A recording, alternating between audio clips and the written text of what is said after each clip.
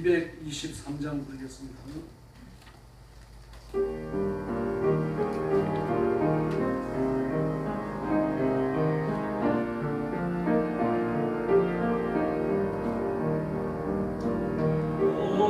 오늘 짐을 마서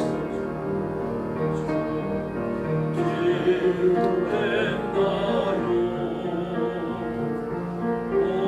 오늘 받은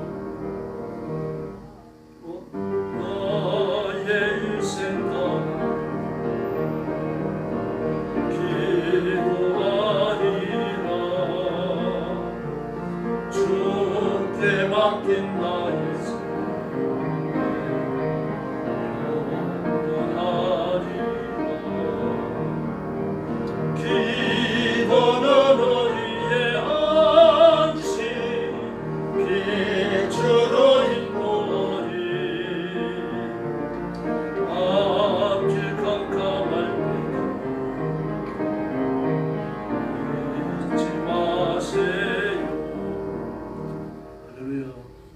224장 부르겠습니다.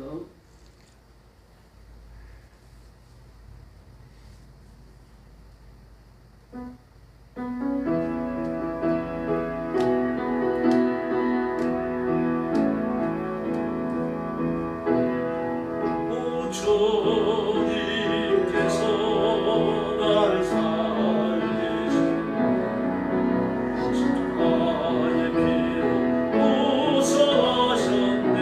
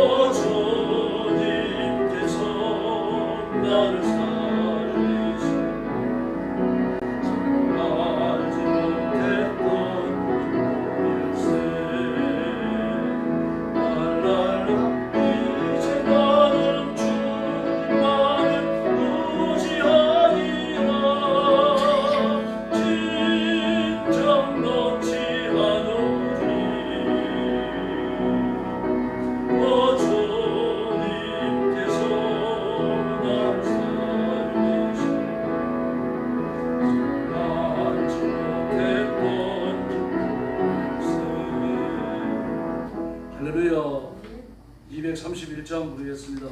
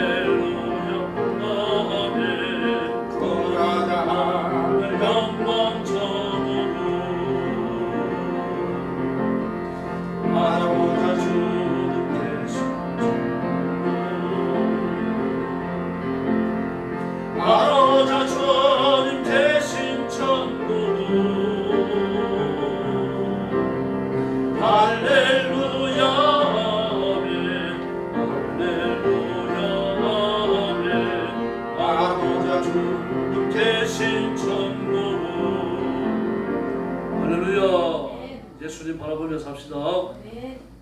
네, 찬송가 567장 부르겠습니다. 567장입니다.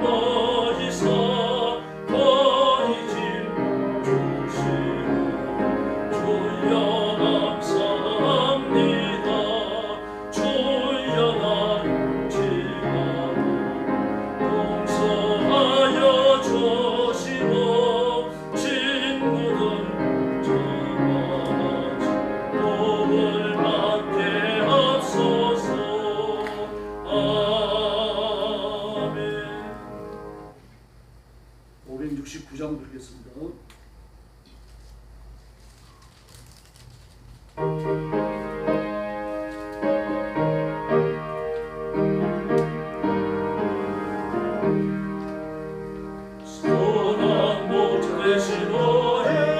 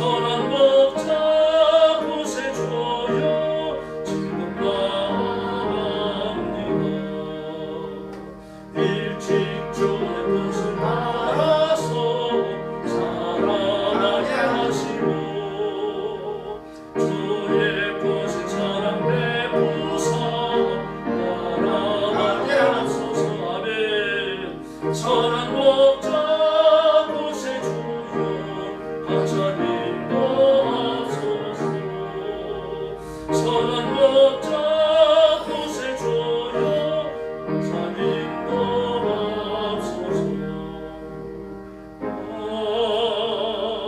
아멘. 570장 부르겠습니다.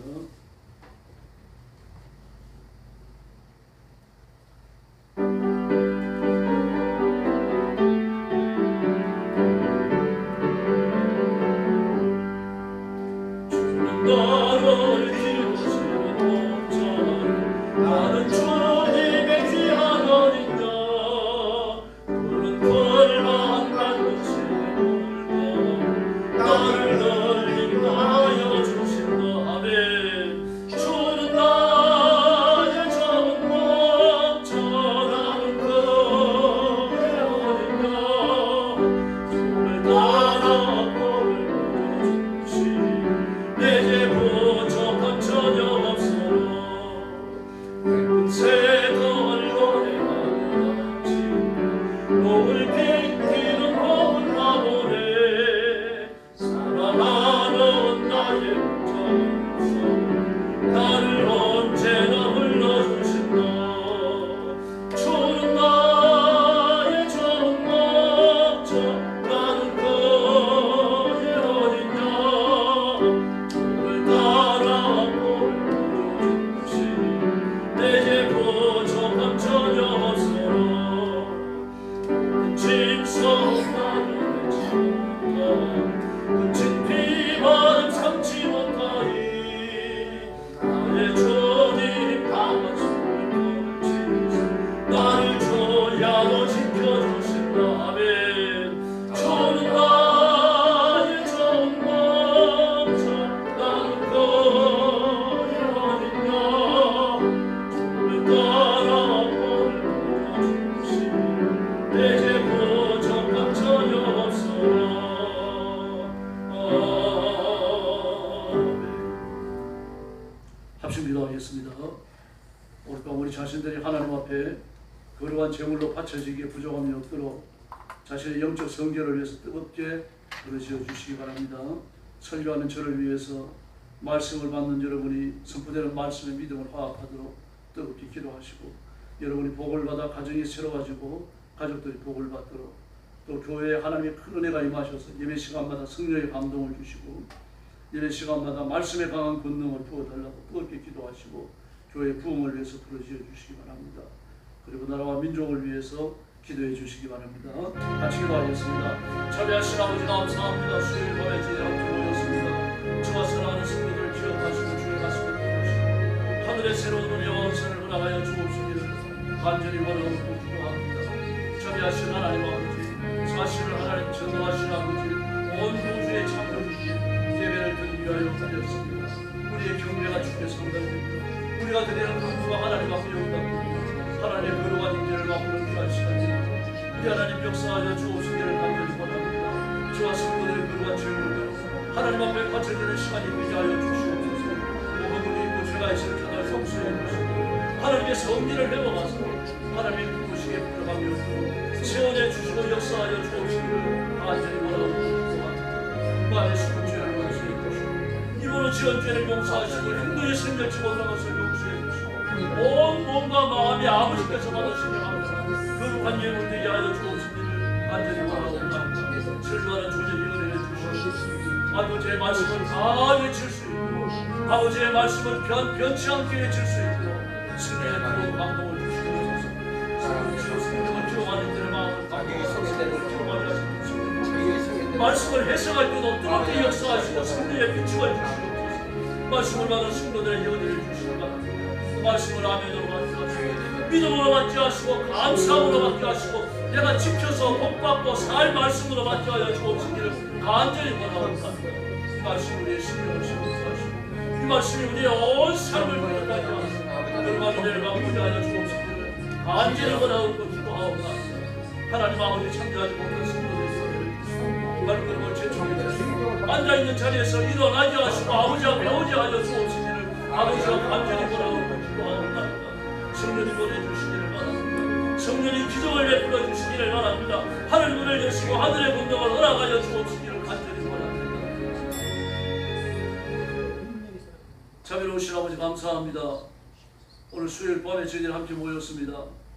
말씀을 받고자 하오니 마음을 열어 말씀에 집중하게 하시고 주시는 말씀을 기쁨으로 받고 말씀의 믿음을 화합하게 하시며 말씀이 저를 증복하고 성도들에게 복을 주며 그 앞길을 인도하는 거룩한 결실을 맺게 하여 주시옵소서. 설교하는 종에게 은혜를 주시고 하나님의 말씀을 가감없이 정직하게 설교하도록 복내려 주시옵소서. 예배 시간에 성령님 임하여 주시고 예배 시간에 말씀과 생수의 강수가 흐르게 하여 주시옵소서. 예수님의 이름으로 간절히 기도 올려옵나이다. 아멘.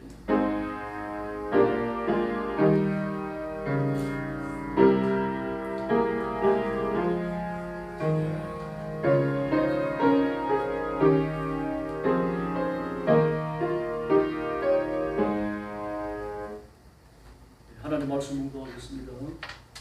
민수기 28장 1절부터 15절까지입니다. 243페이지입니다. 구약성경. 민수기 28장 1절부터 15절 한 절씩 교독하겠습니다. 여호와께서 모세에게 말씀하여 이르시되 이스라엘 자손에게 명하여 그들에게 이르라. 내 영물 내 음식인 바들 내 향기로운 것은 너희가 그 정한 시기에 상관하고 가져지리라. 또 그들에게 이르라. 너희가 여호와께 드릴 화제는 이러하니 1년 되고 흠없는 순양을 매일 2마리씩 상번제로 드리되 어린 양 한 마리 아침에 드리고 어린 양 한 마리 해중에 드리되 또 고운 가루 10분의 1 에바에 바 안에 기름 4분의 1 흰을 섞어서 소제로 드릴 것이니 이는 신의 산에서 정한 상번제로서 여호와께 드릴 향기로운 것이라. 또 그 전제는 어린 양 한 마리에 4분의 1 흰을 드리되 거룩한 곳에서 여호와께 독주의 전제를 부어 드릴 것이며 두 번째 어린 양을 드리되 아침에 드린 소제와 전제와 같이 여호와께 향기로운 화제로 드릴 것이라. 안식일에는 1년 되고 흠없는 순양 2마리와 고운 가루 10분의 2에 기름 섞은 소제와 그 전제를 드릴 것이니 상번제와 그 전제에 아침에 번제이라.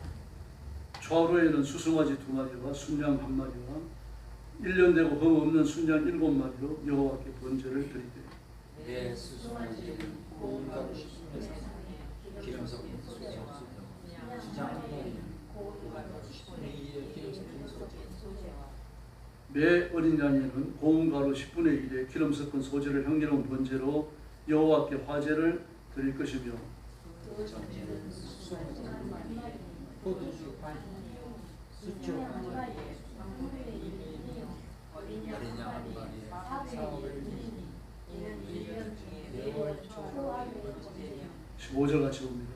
또 상번제와 그 전제 외에 순염소 1마리를 속죄제로 여호와께 드릴 것입니다. 아멘. 제물과 절기들입니다. 다양한 절기들 29장까지 계속됩니다. 요단 동편 모압 평지에서 이스라엘 백성들의 인구조사가 끝난 후에 하나님께서 모세에게 이스라엘 백성들에게 가나안에 들어가서 지켜야 될 절기와 규례들에 관해갖고 한 번 더 말씀하십니다. 처음 하시는 말씀이 아니죠. 절기들에 대해서는 레위 출애굽기부터 계속 나옵니다. 28장부터 30장까지 이와 같은 그 절기와 또 여러 가지 제사에 대한 규례들을 기록하고 있습니다. 앞전에 하나님께 여러 차례 언급하셨죠. 절기와 제사들에 대해서는 한두 번 말씀하신 게 아닙니다. 그런데 그 말씀을 한 번 더 다시 언급하셔요. 이건 이제 가나안에 들어가서도 하나님 중심으로 살라고 하는 그런 강조되는 교훈이 들어있는 겁니다. 오늘 본문에 보니까 1절 이하에 매일 드리는 상번제, 9절에는 안식일, 11절에는 초하루 월삭을 지키는 겁니다. 16절에는 6월절, 다음에 26절에는 77절, 29장으로 넘어가면 계속해서 절기들에 관해서 이야기하고 있습니다. 이제 그 가나안 입국을 얼마 남겨놓지 않았습니다. 미디안과 아론이 죽었죠. 그리고 모세가 이스라엘 백성을 이끌고 호르산을 출발해서 호니를 오른쪽에 두고 해안길을 따라가고 위로 쭉 올라갑니다. 요단 동편입니다. 올라가다 에돔을 지나가야 돼요. 에돔 국가를 지나가면은 그 잘 만들어진 관도잖아요. 관도니까 관리가 되니까 걷기가 쉽거든요. 근데 그 길을 좀 빌려달라고 합니다. 우리가 그걸 지나가면서 뭐 나무를 뜯어먹거나 물도 마시지 않겠다. 만약에 그런 사람이 있다면 내가 반드시 그 값을 치르겠다. 그렇게 말하면 완강히 거절합니다. 그래서 에돔을 우회해서 가요. 에돔은 싸우지 않고 우회했습니다. 왜냐하면 에돔이 너무 강했어요. 나라가 컸습니다. 지도를 펴놓고 사회 아래쪽이거든요. 사회 쭉 내려옵니다. 사회 쭉 내려와서 거의 시나이 반도에 걸쳐 있어요. 이쪽 지역에서 패권자죠. 그러므로 모세도 좀 부담스러운 사람들이 많이 죽을 수 있으니까. 그러나 이제 에돔을 우회하게 되어지면 광야로 들어가야 됩니다. 구약 성경에 여러 번 반복해서 나옵니다만 광야는요, 그 살기가 척박합니다. 걷는 것 자체도 힘이 들어요. 길이 있는 데가 아니거든요. 그냥 지나가야 됩니다. 그리고 낮에는 그 기온이 40도에서 보통 한 40도, 45도, 심하게 50도까지 올라갑니다. 그리고 밤에는 영상 20도 이하로 떨어지게 돼요. 뭐 영상 20도면 잘만하지 않느냐고 잘만하죠. 그러나 그 당시에 뭐 덮을 게 뭐 있습니까? 그도 덮고 자는 거죠. 그러다 보면 체온 저하증에 시달리기도 하고 영상 16도 이하로 떨어지면 지금도 체온 저하증으로 죽어요. 매주 척박한 삶을 살아야 됩니다. 하루 일교차가 20도가 넘는 거죠. 그러니까. 그런 상황에서 견뎌내야 되고 어린아이부터 노인에 이르기까지 그 길을 걸어야 되니까 모세가 생각해도 끔찍한 건 에돔은 허락지 않아요. 에돔을 우회해서 아모리 족속을 만납니다. 아모리가 있고 모압이 있고 그 다음에 이제 느보산이 있고 모세가 좀 그 위에 암몬이 있고 그렇습니다. 요단 동쪽으로 쭉 이렇게 위로 올라가면서 나열되는 국가들. 근데 이 아모리는 지금 약화되어 있습니다. 그 국가적 권력이요, 군사력이. 그러나 이 요단 동쪽에 아래쪽은 에돔이 패권을 잡고요. 그 아래쪽 중하부에서부터 그 위쪽까지는 아모리가 패권을 잡고. 그래서 모압과 암몬도 아모리인이라고 불렀어요. 그 정도로 영향이 크고 군사력이 아주 강했습니다. 근데 모세가 아모리인과 이렇게 마주쳐서 아모리에게는 길을 빌려달라고 하지 않습니다. 바로 정국에 들어가고 바로 쳐서 멸해요. 완전히 얼마나 두들기 팼는지 내가 다 말해버립니다. 그리고 나서 누구와 만납니까? 모압과 만납니다. 그때 모압이 발락입니다. 그러니 아모리가 떨어졌다고 하는 말을 들으니 깜짝 놀라는 거죠. 저희는 아모리 밑에 가서 식민지 생활하고 아모리 밑에서 빌면서 살고 있는데 아모리가 떨어졌습니까? 이겨낼 가능성이 없는 거죠. 300만이나 되는 군대가 땅이 뒤덮여 올라오는데 그것만 보더라도 기가 질리는 거죠. 높은 언덕에 올라가가지고 그 300만의 텐트를 치고 있는 거 한두 번 봤겠어요. 봐도 기가 질리는 거죠. 그래서 발람을 불러올리는 거예요. 그러니까 발람도 네 번의 그 신탁을 전달하지만 단 한 번도 저주하지 못합니다.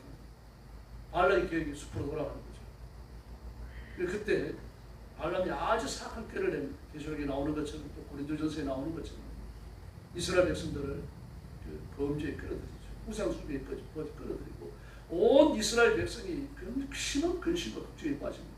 그러나 이 범죄에 우상숭배에 끌려 들어간 것은 시몬 지파 하나입니다. 물론 다른 지파 사람도 있었지만요, 언급을 거의 안 할 정도로 명수가 얼마 안 됐어요. 그래서 시몬 지파는요, 많은 사람이 갑니다. 23,000명이 죽는데 1,000명은 그 시몬 지파에 참여했던 사람들이 그 중간 지도자들입니다. 중간 지도자 1,000명이 죽었으니까요. 죽은 중간 지도자 1,000명은 전부 다 그 시몬 지파의 지파장급에 되어지는 시므리를 따라서 그 우상 숭배에 참여했다고 봐요. 그래서 죽는 거예요. 그러니까 한번 생각해 보시기 바랍니다. 하나님께서 이 우상 숭배에 참여한 그 중간 지도자를 다 죽여라. 그 중간 지도자 갈 때 혼자 갑니까? 자기 밑에 있는 사람들, 일반 평민들 다 끌고 가잖아요. 그 다른 사람을 범죄에 빠져들게 하니까 그 시므리는 말할 것도 없죠. 그래 지파장급이에요. 지파장은 아닙니다만 그래 지파장급입니다. 그 어른이 그 말 한번 하면 밑에 전부 다 머리를 조아리는 겁니다. 그 밑에 있는 지도자를 다 이끌고 가는 겁니다. 2만 명이 넘는 사람들 다 끌고 가요. 하나님께서 그걸 보시고 1,000명을 목을 베립니다. 하나님 심판에 강력히 임한 거죠. 그 눈앞에서 1,000명이 목이 매달리고 목이 끊어졌는지 모르겠어요. 어쨌든 죽어서 넘어지니까 그 얼마나 고통스러워요. 그 백성들이 장막 앞에 앉아있고 울어요. 우는데 시므리가 그 모압 그 도시 모압이 도시국가들의 연합체거든요. 도시국가 여러 개가 연합을 해가지고 모압이 되는 겁니다. 모압 중에 가장 크다고 말, 가장 큰 그 국가의 가장 큰 도시국가를 이끌어가는 부족장의 왕이 되는 거예요. 근데 그거 비교할 수 있는 다른 부족장의 딸 모습이가 시므리를 따라가지고 이스라엘 지파 영내로 들어와요. 있어서 안 될 일이죠. 우상을 숭배하고 바알을 숭배하고 온갖 더럽고 없는 짓을 다 해놓고 그 한개 여자를 데리고서 자기 장막까지 들어온 겁니다. 지금 하나님이 지내까지 들어온 거예요. 막 그를 말하면 비라스의 마음속에 의문이 들고 있습니다.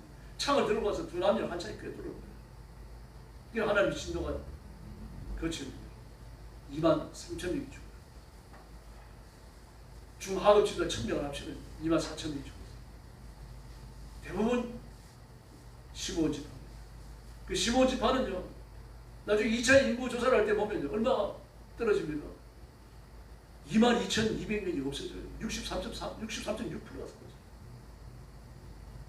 그리고 가나안 정복중대도 제대로 수행을 못하고 우리 역사에 어디 있어 보세요. 이 난리가 났던 겁니다. 모압에서. 그래서 다시 정비를 해가지고 전진을 하다가 모세가 느보산에 죽고, 그리고 요사가 바톤을 이어받고, 그리고 암몬을 정복하는데, 암몬을 죽일 때, 암몬을 정복할 때, 그때 발람이 물이 떨어집니다. 이 발람은요, 이 발람한테 돈을 받아가지고 얼마나 못 있어요. 몇 달 못 씁니다. 권세도 못 누리고 돈도 못 쓰고 그래 죽어요. 저 그걸 이해하지 않은 겁니다. 일곱째, 이스라엘 자손에게 명령하여 일어나. 이게 그 모압 광야에서 일어나고 있는 일입니다. 그리고 하나님께서 뭐라고 말씀하십니까? 상번제를 바치라고 말씀하십니다. 상번제. 상자는요, 늘 상자를 씁니다. 늘 상자를 써가지고 아침 저녁으로 계속하게 번제를 드리라니 하루도 빠지지 말고요. 안식일도 드리고 절기 때도 드리고 무조건 드리라는 얘기입니다. 그리고 안식일에도 나오죠. 안식일 제사를 드릴 때는 상번제 외에 따로도 드려야 돼요. 절기도 마찬가지입니다. 상번제를 드리고 다른 절기 제사를 더 드리는 거예요. 절기라고 해가지고 빼먹고 안식이라고 해가지고 빼먹고 그러지 않습니다. 이 상번제는 하루에 2번씩 반드시 그렇게 예배를 드려야 됩니다. 이 제사를 하나님 앞에 드리고 하나님 앞에 영광 돌리고, 그리고 하나님 제사를 기뻐하셨어요. 하나님이 직접 명령하시잖아요. 그때 선택되어지는 제물은요, 3절 말씀에 보니까 여호와께 화제를 드리 1년 되고 거먹는 순양, 이걸 매일 2마리씩 그렇게 말합니다. 매일 2마리씩. 어린 양 1마리는 아침에 드리고 어린 양 1마리는 해질 때 드려라 라고 말합니다. 그 외에 다양한 곡식 제사를 드리고, 또 하나님 앞에 그 소제와 전제를 같이 드립니다. 소제를 드려서 전제 부어드리는 제사, 술을 붓는 제사가 다 있습니다. 매일 드리는 상번제는 하나님 앞에 하나님께서 우리와 함께 계셔서 감사합니다. 이 메시지예요. 그 제사를 받으시는 하나님께서도 내가 너와 함께 하겠다. 오늘도 너와 함께 했는데 내일도 내가 함께 한다. 오늘 밤도 내가 지켜주겠다. 편히 자라. 이 메시지입니다. 그 상번제를 드리는 제사장이 끼어 있으면 그 제사가 감격스럽게 짝이 없고 이스라엘 백성들이 큰 은혜가 되는 거죠. 하나님이 같이 계시겠다 그러고 하나님의 삶을 보장해 주시는데 그보다 마음 든든한 일이 어디 있습니까? 그 다음에 안식일을 지킵니다. 안식일 제사는요, 10절에 말하는 것처럼 상번제 외에 따로 드려야 됩니다. 안식일 지키는 건 대단히 중요합니다. 우리가 아무 죄나 반역이라고 말하지 않는다고 말씀하셨죠. 사소하게 짓는 죄들을 보고 하나님께 반역했다 그렇게 말하지 않아요. 1계명, 2계명, 3계명을 어길 때 1계명, 2계명, 3계명을 어기는 건요, 이거 여러분 고의직이 아니면 어길 수가 없어요. 다른 신을 섬기고 우상을 만들고 여호와 이름을 망령되게 일컫고 하나님의 이름을 우스갯고 끓이로 쓰고 말이죠. 개그 재료로 쓰고, 그 교회 나오는 그리스도인들도 심지어 목사님들도요, 성경 내용이나 하나님의 이름을 가지고서 그 개콘에 나오는 개그에 나왔다 그래. 그걸 막 그 예배 시간에 막 이야기하고 그러는 사람들, 막 교인들이 모여가지고 그걸 입에 올리고 말입니다. 회개해야 됩니다. 여호와 이름을 망령되게 일컫지 말라 그랬잖아요. 어떻게 하나님의 말씀과 하나님의 존재, 하나님의 사심을 갖다가 개그의 재료로 씁니까? 가슴 아파해야죠. 찢어야 되고요.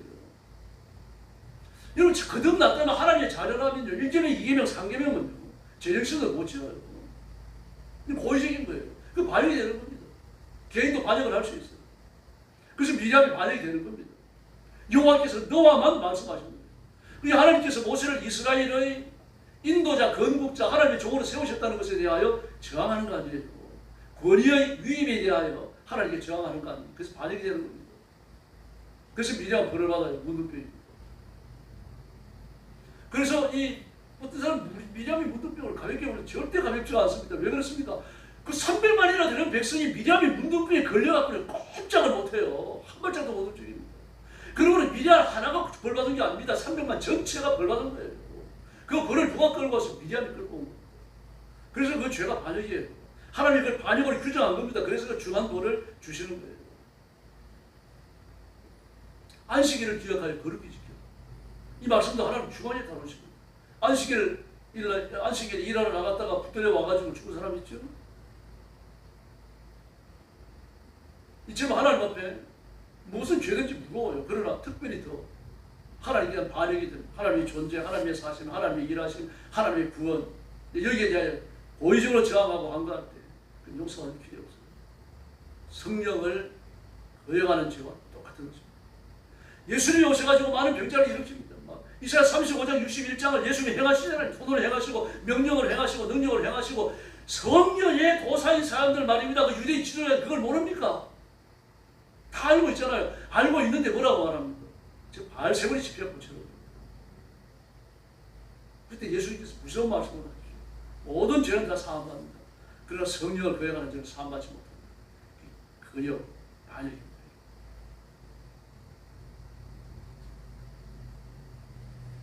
그러면 우리가 말씀 앞에 서서 말씀 인도하는 걸 따라가야 되고 하나님 앞에 복종을 바쳐야 할 줄로 믿습니다.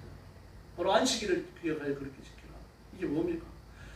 안식일을 지키는 거죠. 안식일을 지키는 것, 주일을 성수하는 것 자체가 메시지예요. 행동 자체가요. 안식일을 지키고 그 주일날 나와서 예배를 드리고 전도하고 성도들과 교제를 나누고 하나님 앞에 영광 돌리고 이 모든 게 뭡니까? 이게 메시지입니다. 하나님이 창조주이심을 믿는 거예요. 하나님께서 뭐라고 말씀하셨습니까? 안식의 개념이 어떻게 출발합니까? 제7일 안식일이 되어지면 너희들 노동을 쉬고 하루를 쉬어라. 내가 7일째 되는 날 쉬었습니다. 이렇게 말씀하셨어요. 다시 말해서 우리가 7일째 되는 날, 6일째 되는 6일날 그 일을 마치시고 6일째 되는 날 안식일이 되어져서 하나님께서 내가 안식일 6일째 되는 날 모든 창조를 마쳤느니라. 너희는 이 날을 기념하여 6일째 되는 날 쉬라고 말씀하십니다. 지금은 7일째입니다만 6일 되는 날 쉬라고 말씀하십니다. 다시 말해서 6일째 되는 날 노동을 쉬고 하나님 앞에 예배 드리는 건 하나님이 창조주시라는 고백이 되는 겁니다. 선포가 되는 거예요. 이 자체가 메시지입니다. 나는 여호와 하나님을 창조주로 믿습니다. 여호와 하나님은 온 세상의 주인이십니다. 이걸 선포하는 게 뭡니까? 안식일을 지키는 거예요. 그 의견은 자 안식일을 지키지 않는 자를 죽는 거예요. 근데 나중에 신명기에 오면 안식일의 개념이 확대되죠. 너희는 6일째 되는 날 쉬라고 말씀하십니다. 내가 6일째 된 6일 동안 온 세상을 창조하기 때문입니다. 그 다음에 개념 하나가 더 들어와요. 그게 뭡니까? 내가 너희를 애굽에서 인도하여 내었느니라. 그러니까 안식일을 지키라고 말씀하십니다. 안식의 개념에 구원자라고 하는, 하나님이 구원자이시라고 하는 이 개념이 더 포함이 됩니다. 다시 말해서 안식일을 지키는 것은 여호와 하나님은 창조주이시오, 여호와 하나님은 우리의 구속주라는 선포가 됩니다. 그러므로 이걸 알고도 어기는 자는 거역이 되고 반역이 되고 부지불식하게 짓는 죄가 아니에요. 그런데 모든 안식은 죄에서 노예라는 안식입니다. 그러면 안식일 하루 지켰다고, 안식년 1년 지켰다고, 신년 2년을 지켰다고 죄에서 노예랍니까? 노예라는 게 아니죠. 모든 안식은 예수 그리스도를 바라보는 겁니다. 주님만이 우리에게 참된 안식과 자유를 주시는 줄로 믿습니다. 너희는 노동의 노예가 아니다. 노동하기 위해서 태어난 게 아니고 일 노예로 일 뿌러지로 태어난 게 아니라 나에게 예배하고 나와 교제하기 위해서 태어났다. 이 사실을 선포하는 게 안식일이거든요. 근데 하루를 지키고 1년을 지키고 또 신년을 지킨다고 해서 이루어지는 게 아닙니다. 예수 믿고 거듭날 때 우리가 죄에서 노예를 받고 사단의 권세에서 이 해방함을 얻을 줄로 믿습니다. 예수님이 뭐라고 그랬습니까? 진리가 너희를 자유케 하리라 라고 말씀하셨죠. 예수님께서요. 가버나움과 대가볼리고 갈릴리 이방에 이르기까지 진리의 빛이 비춰지면서 그들에게 참된 자유가 임했다라고 말합니다. 예수님만의 참된 자유를 주시고 예수님만의 참된 구원을 주시는 줄로 믿습니다. 그럼 우리가 예수 믿습니다. 구원을 얻었고 하나님의 자녀가 되었습니다. 그래서 안식을 얻었습니까? 안식을 얻었죠. 안식을 얻었으면서도 못 얻었어요. 그래서 육신의 장막을 벗어나야 됩니다. 예수님이 재림하셔서 썩지 않을 육신을 입을 때 우리는 완전한 안식을 얻고 하나님 나라에서 영생을 누리게 될 줄로 믿습니다. 그래서 여러분, 안식은요, 창세기 3장부터 계시록 22장까지 꿰뚫고 흐르는 구원의 중요한 교훈입니다. 이걸 드러내는 행위 메시지입니다. 다른 건 전부 다 입술의 고백이에요. 그러나 강력한 행위 메시지가 뭡니까? 그게 안식이에요. 주일을 지키는 겁니다. 그건 왜 안식일이 아니고 주일입니까? 제가 여러 번 반복합니다. 여러분들 외우셔야 됩니다. 히브리서에 뭐라 그럽니까? 여호수아가 가나안에 들어가는 건 너희들에게 안식을 주기 위해서 들어간 게 아니냐. 그럼 너희가 거기서 안식을 얻었느냐? 여호수아가 안식을 주었다면 다른 날을 말씀하지 아니하셨으리라라고 말합니다. 안식에서 참된 안식을 얻지 못한다는 얘기죠. 다른 날입니다. 예수님이 오셔야 된다는 얘기죠. 그래서 우리는 예수님이 오셔서 구약의 안식일을 완성하셨기 때문에 우리는 완성된 토요일 안식일은 지키지 않습니다. 예수님이 우리에게 주신 참된 안식, 그 안식을 기념하여 다른 날, 안식 후 첫날 8일째, 완전수가 되는 8일째 그 안식일을 지키는 거죠. 이 주일입니다. 그래서 구약에는요, 주일을 보여주려고 하는 8일 안식의 개념, 8일 완전의 개념이 여러 군데서 나옵니다. 장막절이 8일째 되는 날 축제를 보냈죠. 6월절도 8일째 되는 날 완성이 되죠. 문둥병이 깨끗해지는 것도 8일째 되는 날이죠. 아이 낳은 여자가 예물을 드리고 성결을 얻는 날짜도 8일째죠. 사실 7일째 해야 되는 겁니다. 7이 완전수니까요. 그러니까 8이 완전수인 게 많은 겁니다. 안식 후 첫날 초실절이죠. 예수님을 부활의 예수님을요 부활의 첫 열매라고 말씀하시죠. 여인들이 부활의 예수님 부활한 줄 모르죠. 우리가 여인들은 예수님을 장례를 지내기 위해서 예수님을 찾아가실 때 그 새벽에 예수님이 살아나셨잖아요. 그때가 언제입니까? 성전에서는 초실절 예배가 드려지고 있던 시간이에요. 그 초실절 예배를 드리는 그 사람들은요, 초실절 그 안식일에 부활의 첫 열매 안식고 첫날에 부활의 첫 열매가 되시는 예수님을 감사하고 기념하면서 초실절을 지켜야 되는데 못했잖아요. 예수님을 모르니까. 예수님은 첫 열매이십니다. 우리는 예수님께 붙은 두 번째, 세 번째, 100번째, 200번째 열매입니다. 예수님 우리의 형이고 우리는 예수님을 맞으라고 합니다. 하나님이 그렇게 관계를 설정해 주셨습니다. 그렇다고 해서 우리가 예수님과 똑같은 신성을 가졌다는 뜻은 아닙니다. 그럼 하나님의 자녀, 하나님의 백성, 영생하는 아버지의 생명, 예수님의 부활의 생명을 가졌다는 입장에서는 같은 종류, 동등이 됐다는 얘기죠. 그러니까 예수님께서 대제사장을 기도했을 때 뭐라 그럽니까? 아버지께서 내 안에 내가 아버지 안에 계신 것 같이 저들도 우리 안에 있게 하사 우리로 하나가 되게 하옵소서라고 말하잖아요.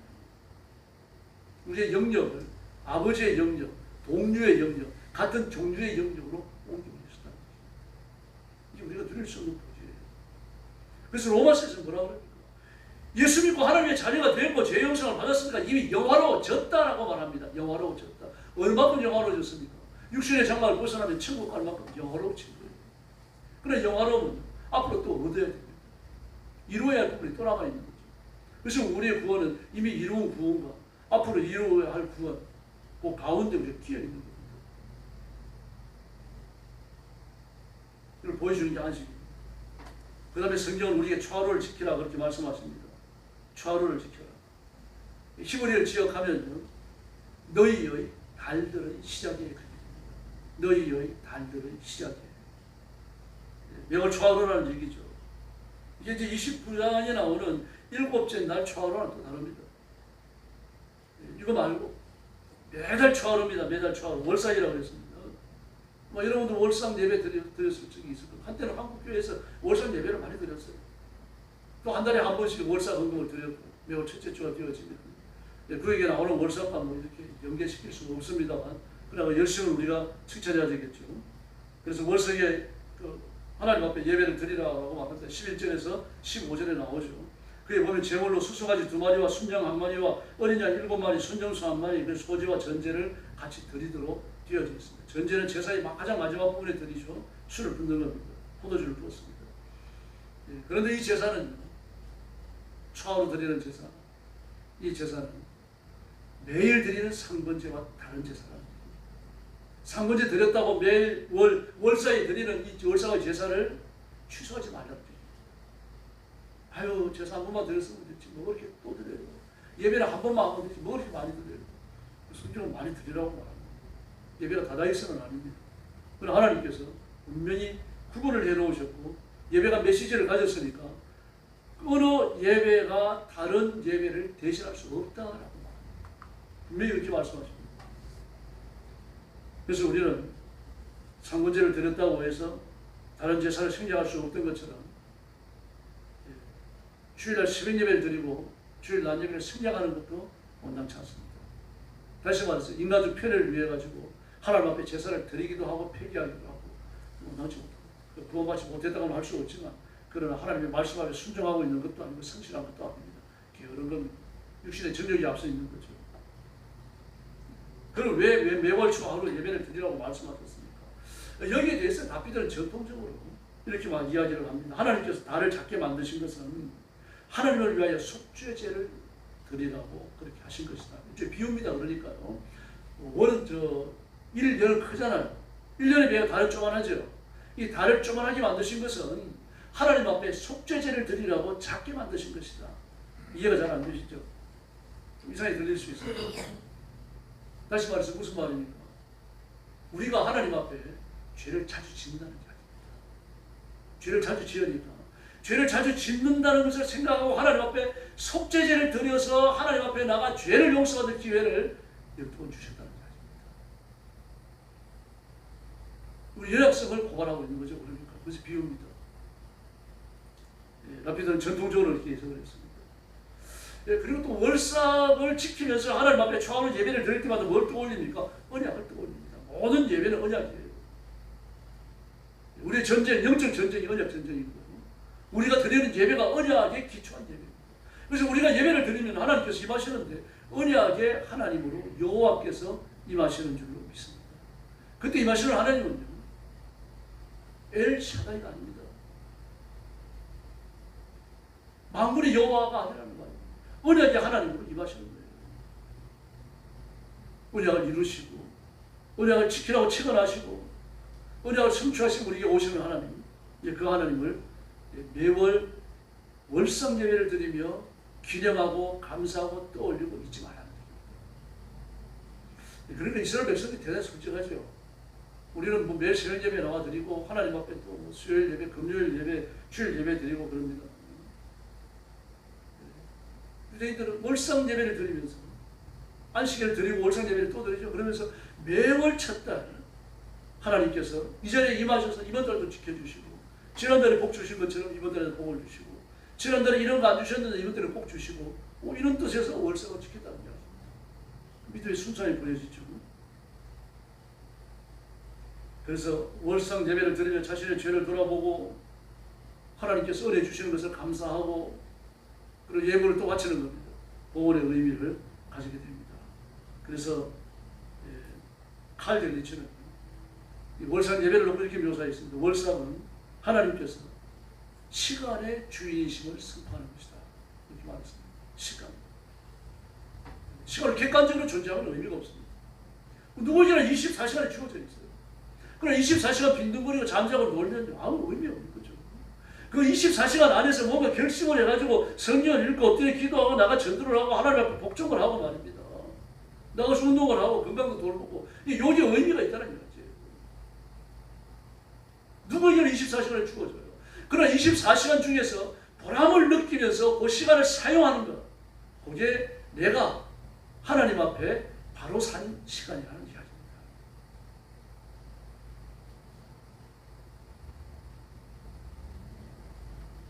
그래서 하나님이 시간의 주인이심을 인정한다면 하루 24시간,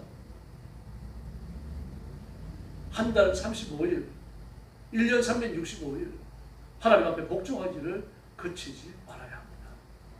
어떤 사람은 100년을 살았습니다. 100년을 살았지만 100년 동안 말입니다. 그냥 누이 도식하고 있는 돈 쓰고 말입니다. 여행이나 다니고 놀러 다니고 이 사람이 교회를 나오고 예수를 믿었는지 모르지만 하나님 앞에 불충한 종이에요. 그러나 20년밖에 못 살고 살아갔지만 그 사람이 치열하게 살면서 20년간 하나님 앞에 복종했다면요, 그 사람은 20년간 충성한 겁니다. 시간을 어떻게 쓰느냐 이게 대단히 중요한 거예요. 그래서 우리는 일상생활뿐만 아니라 나가서 뭐 돈을 벌고 직장생활을 하고 친구들을 만나고 또 운동도 갔다 오고 이 모든 것이 누구에게 속했습니까? 하나님께 속한 겁니다. 그 고백해야 합니다. 이 사실을 안다면 무의도식할 수 없죠. 빈둥거릴 수 없는 겁니다. 그래서 그리스도인은 게으를 수 없어요. 게으르다고 하는 거는 뭐 좀 체격이 크고 막 좀 이래가지고 좀 행동이 느린 걸 말하는 게 아닙니다. 행동이 느린 사람들은 못 고쳐요, 여러분. 그 타고나는 거예요. 느리지만 부지런한 사람이 있어요. 게으르지 않은 사람이 있어요. 그 사람은 행동은 느리지만 할 거 다 해요. 다른 사람이 누가 안 끼칩니다. 다만 다른 사람들 빠릿빠릿하지 않을 뿐이에요. 빠릿하지 않다고 그래가지고 빠릿빠릿한 사람이 행동이 느린 사람을 향해 게을러갖고 그 비판이에요. 판단이 잘못한 거예요. 하나님이 그 사람을 행동 느리게 하도록 만드셨어요. 그럼 놔두면 돼요. 놔두면은 행동은 느리지만 자기 일 다 해요. 그 게으른 사람이 누굽니까? 해야 될 일을 안 하는 게 그게 게으른 거예요. 뭐 아무리 빠릿빠릿하고 뭐 그냥 뭐 좀 이렇게 뭐 일을 하면 이게 효율성이 높고 막 그러더라도 정말 중요한 거 안 하는 겁니다. 남이 볼 때만 하는 척하고 말이죠. 싱크대에 막 설거지거리가 쌓여 있고 막 상위에서도 막 한참 말라 비틀어지게 하루 종일 올라가 있고 말이죠. 자기는 막 자기 몸만 이렇게 복귀해가지고 친구들 만나고 카페 다니고 막 어디 갔다 오고 이게 게으른 거예요. 막 친구 만나가지고 2시간, 3시간 수다 떨고 그러면서 하루 지나가면서 성경을 한 장도 안 읽고 엎드려 기도 한 번 안 하고 이게 게으른 거란 말입니다. 행동이 느리다 그러더라도요. 엎드려서 기도하고 성경 읽고 찬송하고 자기 자신을 관리하고 집에 돌아가가지고 깔끔하게 집안 청소하고 자기 할 일 다 합니다. 그래 놔두면 돼요. 그런 사람 채워나가면 안 돼요. 이 사람 부지런한 사람입니다. 행동이 느릴 뿐이죠. 그러니까 정말 게으른 사람은요. 꼭 해야 될 걸 안 해요. 하나님 그런 사람을 책망하시는 겁니다. 배짱이 보세요. 막 날라다니고 뛰어다니고 얼마나 잘 돌아다닙니까? 겨울을 준비 안 하잖아요. 이 개미는 어떻습니까? 겨울을 준비하죠. 그래서 부지런한 사람은 개미의 표상, 개미가 표상이죠. 게으른 사람은 배짱이의 표상이죠. 배짱이 보고 행동 느리다고 누가 말할 수 있습니까? 게으르다고 뭐 빠릿빠릿하지 않다고 누가 말할 수 있습니까? 그와 같습니다. 그리고 우리 시간의 주인이신 하나님 앞에 우리 시간을 값지게 써야 할 줄로 믿습니다. 그래서 웬 햄이라고 하는 사람은 이런 말을 했습니다. 농사를 짓든 거물질을 하든 그리스도인은 생활 전체가 하나님께 속해 있다는 것을 잊지 말아야 한다. 그런 말을 했습니다. 뭘 하든 하나님이 은혜 안에 있다는 걸 잊지 말라는 얘기입니다. 그러므로 최선을 다하는 얘기예요. 성경 읽고 엎드려 기도하고 막 전도하고 막 열심히 이렇게 영적인 일을 하는 것처럼 육신의 일도 그렇게 열심히 하는 얘기입니다. 부끄럽지 않게 하는 얘기죠. 그게 부지런함입니다. 그래서 매일 제사를 드리고 제사를 드리는 것 외에 또 안식일을 지켜야 되고 또 절기도 지켜야 되고 이렇게 매일 드리는 상번제가 안식일을 지키는 것이 되고 월삭 제사가 되고 그리고 다양한 절기들로 되면서 1년 내내 하나님 앞에 예배가 끊이지 않냐는 이런 삶이 구축이 됩니다. 그래서 매일 새벽예배 나오는 분들을 보면 새벽예배 한번 빠지면 굉장히 가슴 아파합니다. 하나님 앞에 죄송스러워합니다. 그건 죄짓는 거 아니죠. 뭐 심지어 몸살이 나고 몸이 아파갖고도 새벽예배를 빠지면 마음 아파요. 네, 그게 하나님을 향하는 헌신이거든요. 하나님 얼마나 기쁘시겠어요. 그래서 모든 시간은 하나님의 것이고 시간을 사용할 때 시간의 청지기라는 자세를 이어서 안 되고 우리가 다른 사람을 비판해서는 안 됩니다. 자기를 관리하는 것이 가장 우선이기 때문입니다. 그래서 시간의 주권은 하나님께 있고 그리고 예배는 반복되지만 반복되는 예배를 통해서 우리의 신앙이 구축되는데 반복되는 예배가 어느 하나가 거리날 때 그때 그걸 통해서 마귀가 시험한다는 것도 이어서 안 됩니다. 그러므로 하나님을 영화롭게 드리는 예배 속죄에 대한 감사가 없이 그리스도의 삶이 지탱되지 않습니다. 그때 봉안해지는 겁니다. 그런데 시작이 오면 월삭을 지켜라, 추앙으로 예배를 드리라 그렇게 말하지 않습니다. 골로새서 2장 15절과 16절을 보면 바울 사도께서 이렇게 말합니다. 절기나 월삭이나 안식일을 장래일의 그림자다. 장래일의 그림자. 장래일이 뭡니까? 뭐 월삭을 지켜라, 안식일을 지켜라, 또 절기를 지켜라. 이때 말하는 때가 언제입니까? 예수님 오시기 전이거든요. 그건 그 모든 것들 월삭을 지키고 절기를 지키고 안식일을 지키는 이 모든 것은 예수님이 오시는 것을 대답으로 그림자였다. 그림자. 구약에 나타난 예수님을 그런 식으로 묘사할 수밖에 없었다는 얘기입니다. 그러므로 예수님이 오셔서 그 모든 것들이 전부 다 완성됐으니까요. 이걸 지키지 않습니다. 그러나 월삭 예배를 드리던, 초하루 예배를 드리던 그 예배의 정성, 자세, 헌신까지 사라진 게 아닙니다. 남아있는 거예요. 네. 우리가 더 이상 안식일을 지키지 않습니다. 예수님 안에서 안식이 완성됐기 때문에 안식을 내다보지 않기 때문에. 그러나 안식을 아직 바라봐야 되죠. 안식을 얻었다라고 하지만 그러나 어찌 못한 안식이 남아있잖아요. 죄를 짓죠. 시련을 당하죠. 고통을 당하죠. 여러분들 스트레스 받아왔을 겁니다. 막 밤잠을 못 잘 정도. 가서 한바탕 했으면 좋겠는데 또 그것도 못하죠. 또 성질이 그렇지 못해가지고 또 한바탕 못하는 사람도 있습니다. 막 이러면 마음의 고통이 심해집니다. 그 스트레스가 얼마나 심해요. 거듭났어요. 하나님의 자녀입니다. 나는 하나님의 백성이요 성령님이 나를 지키는데 나는 그냥 그런 이 시험에 들어간다는 이야기입니다. 그 구원 받았지만 그 구원 받은 게 아니잖아요. 그 부분은 그것까지 완전해지는 때가 어딥니까? 예수님 재림 때예요. 지금 천국에 가 있는 사람은 육신이 없습니다. 그 육신을 통해서 오는 시련도 없는 거죠. 변화된 육신을 통해서 오는 기쁨과 감사는 없는 거예요. 그래서 예수님이 재림하실 때 우리가 썩지 않는 육신을 입는다는 말입니다. 그 완전한 육신, 완성된 육신을 입는 거죠. 스트레스가 없는 육신을 입는 겁니다. 병들지 않는 육신을 입는 거예요. 누가 날 찾아와가지고 막 스트레스 주는 말도 하지 않고 나를 쪽팔리게 만들지도 않고 나를 없이 여기지도 않고 말입니다. 그런 육신을 입게 되고 그런 세계가 펼쳐지게 되는 거죠. 그게 구원의 완전함입니다. 지금 천국 가 있는 사람들은 그런 의미에서 구원의 절반을 누리는 거예요. 부족한 구원이냐? 절대로 부족하지 않습니다. 천국 갈 만큼 완전해요. 그러나 변화된 육신을 가짐으로 입게 되어지는 그 영원함과 완전함을 가지고 있는 거예요. 예수님의 재림은요, 필연적인 반드시 임하셔야 돼요. 그래서 우리가 예수님도 변화된 육신을 가지셨던 것처럼 우리도 변화된 육신을 가져야 돼요. 그럼 반드시 일어날 일이지만 뭘 명령하십니까? 기도하라고 말씀하시잖아요. 재림을 위해서 기도하셔야 돼요. 세상을 감시하셔야 됩니다. 자세히 살피셔야 돼요. 세상에 무슨 일이 일어나고 있는지 잘 보셔야 된다는 이야기입니다. 제가 여러 번 말씀드렸습니다만 지금 막 세상이 급변합니다. 아주 급변해요. 시대에 바뀌고 있습니다. 지금 우리나라는 공산주의를 향해서 아주 빠르게 진보하고 있습니다. 이재명 공소 취소권이 아직 결의돼 버렸죠. 공소 취소됐어요. 앞으로 어떻게 될지도 뒤집을지 모르겠습니다.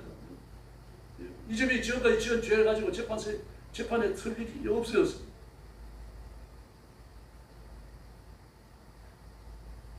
나라의 기득권을 가졌던 사람들은 그 사람 공산주의자들이거든요.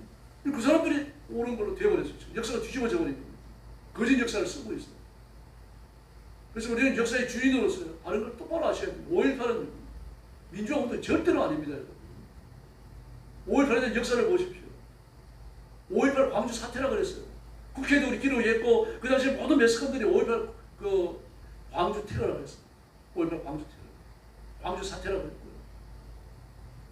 인민군이 들어와서 이렇게 합세한 건데 공산주의 운동이 일어나는 것들 하나하나 열어가면서 말입니다. 공산주의자들 어떻게 개입되어 자세히 살펴놓은 문서들이 다 있습니다. 지금 북한에 가면 광주 사태에 참여했다가 죽은 인민군들의 묘지가 따로 있어요.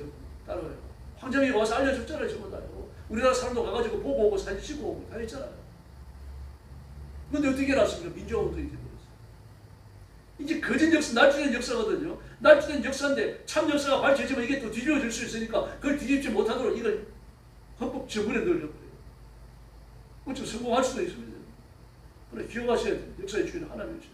어쩌면요, 우리나라가 적그리스도가 이 땅에 태어나는, 이 땅에 와가지고 온 세상을 다스리는 그 준비된 첫걸음을 뛰게 되는 나라일지도 모릅니다. 적그리스도가 이 땅에 오면 그 당시 세계를 지배하는 건 민주주의가 절대로 아닙니다. 자유민주주의 제도를 갖고는 적그리스도가 온 세상을 통치 못해요. 자유 때문에 그래요. 이게 툭 튀어나가고 저기 툭 튀어나가고 전부 다 자유권을 따라가 자유롭게 행동하는데 어떻게 하나로 묶을 겁니까? 못 묶어요. 이번에 구글도 보십시오. 구글도요. 전 세계에 아주 뛰어난 우수한 학자들 전부 거의 다 식결되어 있습니다. 최고의 천재들이 구글에 다 식결되어 있어요. 물론 뭐 구글 천재들 전부 거기 가 있는 건 아닙니다만. 그런데 그 중에서 구글의 뼈대를 이루었던 구글의 시작부터 지금까지 그 구글을 쭉 발전시켜오고 구글을 쭉 뼈대 위에 세우고 살을 붙여왔던 가장 뛰어난 석학 두 사람이 떠나버렸어요. 통제한다. 자유롭지 못하다. 왜 그런가 하면 국군의 식구가 17만입니다. 17만이나 되고 나면요, 규율이 생길 수밖에 없습니다. 17만을 다스려야 되니까 규율이 생겨야 되고 법이 생겨야 되고 통제가 생겨야 되니까 그게 싫은 거예요. 그러니까 두 명의 천재가 지금 국군을 나가버렸어요. 그랬더니 국군을 주시기로 그 두 사람이 나가는 것이 발표된과 동시에 380조 원어치가 떨어져 버렸어요. 이런 세상에서 적그리스도가 어떻게 통치할 겁니까? 그러므로 적그리스도가 이 땅에 나오면 전체주의나 공산주의 둘 중에 하나밖에 없습니다. 전체주의는 공산주의를 뒤집어 놓은 거에 불과한 거예요. 둘 다 똑같아요. 뭐 그러면은 뭐 이재명이가 명령하는 대로 막 개딸들은 다 순종하잖아요. 죽으라면 죽으면 신용도 하고 말이죠. 심지어 그 개딸들 뭐라 그러면 이재명을 하기 위해서 이재명이 내 정신적 남편이라 그런 말도 해요. 정신 나가도 보통 나간 여자들이 아니죠. 다시 말해서 무슨 말이든지 순종한다는 이야기입니다. 지금 우리나라가 그렇게 돼갑니다. 역사가 날조됐죠. 역사가 뒤집어졌죠. 발음만 하는 사람들 하나둘 다 잡혀 들어가죠. 게다가 교회까지 지금 제정신이 아닙니다. 옛날에 교회는 끼어 있었어요. 엎드려 울었어요. 나가 전도하고요. 근데 이제는 그런 모습을 찾아보기 어렵고요. 뭐 목회자뿐만 아니라 성도의 이르기까지 온 전체 나라고 말할 수는 없지만요. 온 교회라고 말할 수는 없지만 많은 교회들이 죄가 타협해 있어요. 근데 희한하게도요, 죄 짓는 목회자들, 죄 짓는 교회가 망하지 않고 그냥 남아있다는 사실이에요. 그러니 더 담대히 죄 짓는 게 아닌가 싶기도 합니다. 이런 걸 바로 보셔야 됩니다. 그렇다고 해서 죄 지으면서 교회 나오는 게 옳은 게 절대로 아닙니다, 여러분. 우리는 결심하고 말씀대로 살아야 할 줄로 믿습니다. 온 세상에 공산화 되고 적그리스도가 나타나더라도 공산주의를 기독교가 양념할 수 없다는 사실을 분명히 깨닫고 우리는 공산주의 배경하는 말을 해야만 합니다. 잡혀가더라도 그렇게 해야 됩니다. 우리 주인은 하나님이십니다. 우리의 왕은 예수님이십니다. 우리의 세상 사는 능력, 구원의 능력은 성령님으로부터 나오는 줄로 믿습니다. 삼위일체 하나님을 떠나서 아무것도 아닙니다. 여러분, 예수님이 오실 때 가까워졌고, 그리고 지금 온 세상은 성경이 말하는 종말의 징조를 하나둘 이루며 지금 진행되고 있습니다. 그래서 말씀을 부지런히 읽어주시고 세상을 분별하고 분석하셔야 됩니다. 사람들은 월삭이 될 때마다 내가 하나님 은혜로 살고 있는가? 내가 하나님의 시간을 잘 사용하고 있는가? 지난달 하나님이 은혜 주셔서 감사한데 지난달 이런 걸 이루어 달라고 해도 안 이루어 주셨으니까 하나님 이번 달에 이런 걸 이루어 주십시오.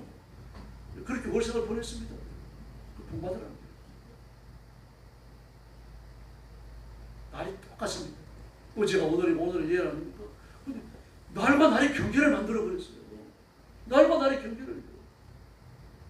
이 날을 놓고 뭐라 그럽니까? 날수를 계수하는 지혜를 주사라고 시인을 했잖아요. 그냥 가는 거예요. 그냥 뭐 낮이 오고 밤이 오고 날수를 계산 안 하면 어떻습니까? 나이를 모르면 어때요? 근데 날수를 만들고 날수를 계산하게 하고 그렇게 하면 뭐가 생깁니까? 자기 관리가 생기고 영적인 관리가 생기고 하나님께 나가게 되고 하나님의 은혜를 구하고 예수님의 오심을 바라보고 하나님의 다스림에 대한 걱정이 생겨요. 날수를 계산하는 걸 지혜라고 말했어요. 월삭을 지키라고 명령하셨던 하나님의 명령도 숨으로 이걸 깨달으셔야 되고 월삭을 지키지 않지만 월삭을 지키던 그 간절함과 정성스러움과 위대에 대한 소망을 반드시 배워야 돼요. 이 믿음으로 무장하고 오시는 예수님을 기다리고 또 오시는 예수님 기쁘게 맞이하는 지혜로운 신부가 되기를 예수님의 이름으로 축원합니다. 기도하겠습니다. 자비로우신 아버지 하나님 감사합니다. 오늘 밤에도 저희들을 주 앞으로 불러주시고 엎드려 기도하며 하나님의 은혜를 구하게 하시니 진심으로 감사합니다. 우리가 세상에 있지만 세상에 속하지 아니하였고 밥을 먹어야 살아가지만 그러나 육신만 가진 게 아니라 영도 있으며 하나님의 은혜로 살고 말씀으로 사는 존재인 것을 진심으로 감사합니다. 이 땅에서 시간을 세워야 되고 날짜를 세워야 되는 부족한 존재지만 그 영생을 얻어 하나님 나라에서 영원한 삶을 누리게 되는 것도 감사합니다. 우리에게 이 땅에 살라고 제안해 두신 동안 부끄러워시 살고 말씀 앞에 복종하며 살고 오시는 예수님을 기다리며 살고 하나님의 거룩한 나라에서 영생을 누릴 것을 사모하며 하루하루를 간절함을 잃지 않도록 도와주시옵소서. 오늘 밤에도 주 앞에 왔사오니 저와 성도들을 하나님의 가슴에 품으시고 이 시대를 정복하지 않은 일꾼 사단의 권세를 깨뜨리는 일꾼 하나님의 의를 선포하고 세우는 일꾼으로 사용해 주시옵소서. 예수님의 이름으로 간절히 기도 올리옵나이다. 아멘.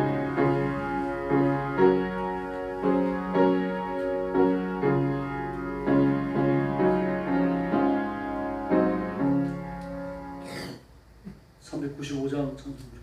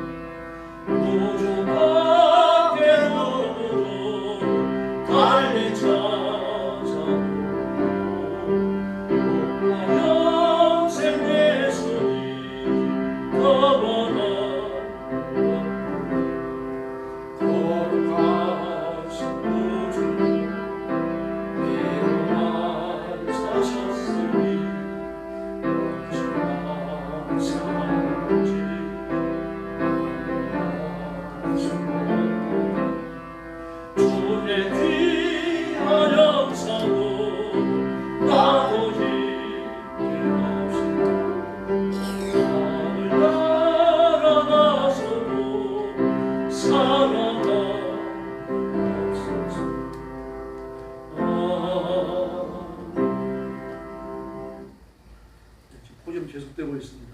그리고 일본에 지진 일어난 거 아시죠? 어제 구마모토에서 지진이 왔는데 상황자가 아직 집계가 안 되고 있다고 해요.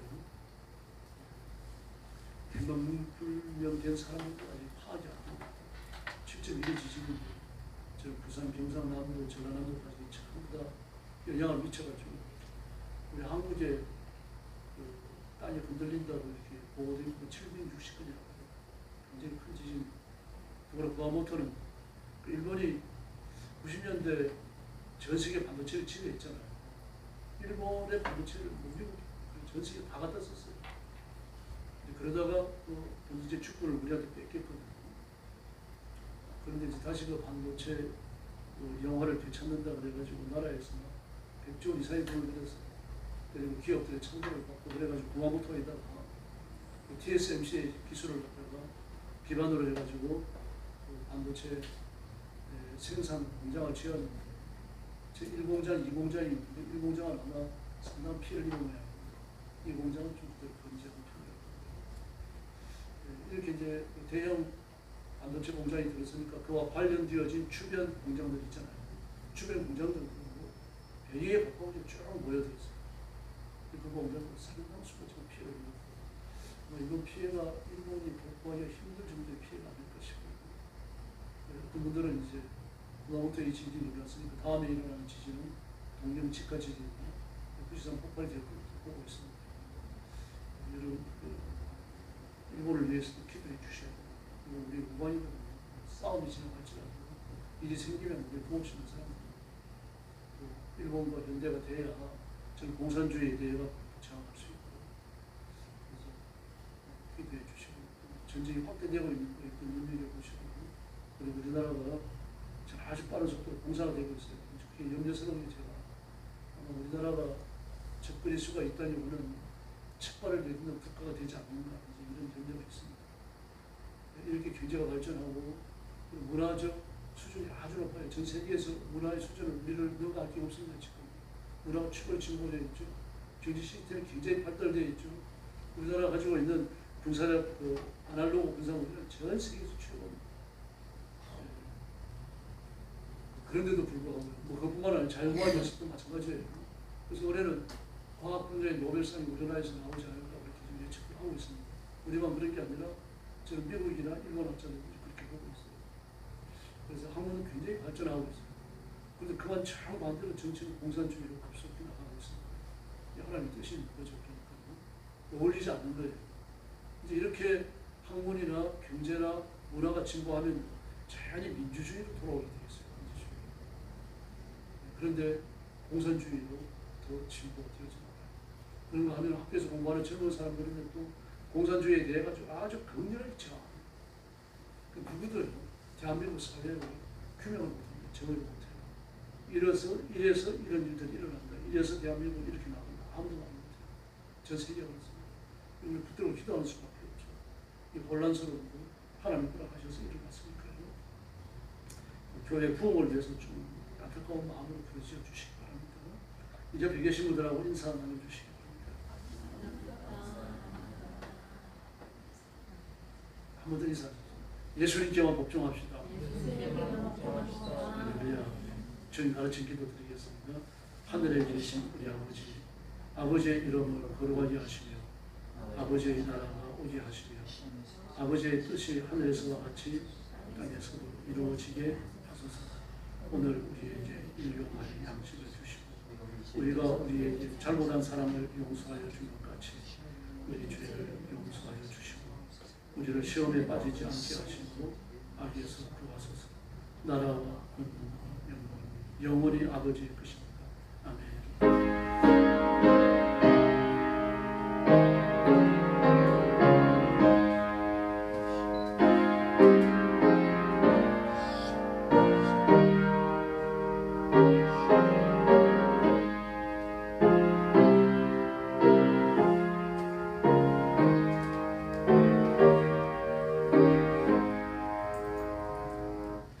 광고 하나 더 드리겠습니다. 사모가 친정에 일이 있어가지고 어제 축사했습니다.